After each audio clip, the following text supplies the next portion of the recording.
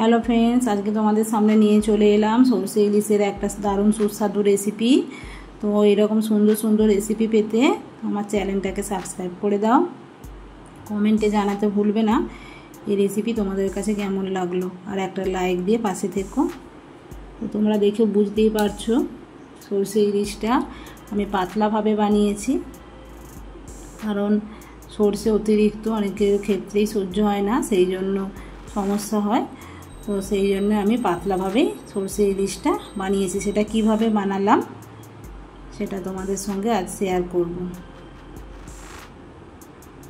দেখতেই পাচ্ছ, আর দেখতেও যেমন সুন্দর, খেতেও কিন্তু বন্ধুরা গরম ভাতের সঙ্গে দারুণ সুস্বাদু একটা পদ। তো আমি এখানে মাঝারি আকারের 4 পিস ইলিশের পিস নিয়ে নিয়েছি। তাতে দিয়ে দিলাম অল্প পরিমাণে নুন আর হলুদ, দিয়ে আমি সুন্দরভাবে এটাকে হাতে করে মেখে নেব। আর নুন হলুদটা আমার মাখা হয়ে গেল। এই সরষে ইলিশ বানানোর জন্য একটা পেস্ট বানিয়ে নেব। তার জন্য মিক্সিং জারে আমি নিয়ে নিচ্ছি 2 চামচ কালো সরষে। এখানে সাদা সরষেটা নিলাম না, কারণ সাদা সরষের থেকে কালো সরষেতে ঝাঁঝটা বেশি হয় আর খেতে টেস্ট হয়, সেক্ষেত্রে কালো সরষে নিলাম। তোমরা পারলে সাদা সরষে চাইলেও নিতে পারো। অল্প একটু নুন দিলাম যাতে সরষের পেস্টটা তেতো না হয়, আর দিলাম 3টে কাঁচা লঙ্কা। কাঁচা লঙ্কা দিয়ে আমার পেস্টটা এখানে বানানো হয়ে গেল।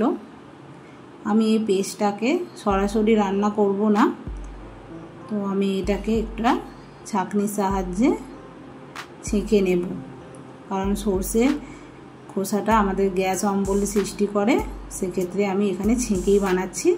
তোমরা না ছাঁকতে চাইলে এইভাবেই সরাসরি রান্নাতে ইউজ করতে পারো।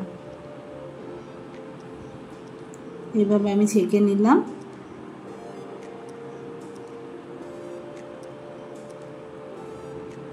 তো বন্ধুরা, এবার রান্নার দিকে যাওয়া যাক। কড়াইতে অল্প সরষের তেল দিয়ে, আর এই রান্নাটা সরষের তেলেই করতে হবে, যেহেতু সরষে ইলিশ আর সরষের তেলেই করতে হবে।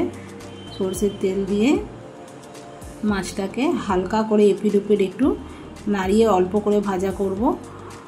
আমরা কাঁচা খেতে অনেকেই পছন্দ করি না, সেই জন্য অল্প করে নাড়িয়ে চাড়িয়ে এপিট ওপিট একটু টস করে নিচ্ছি। কাঁচা সবাই পছন্দ করে না, সেক্ষেত্রে এইভাবে রান্নাটা করলে খেতেও ভালো হয় এবং খেতেও সবাই পছন্দ করবে।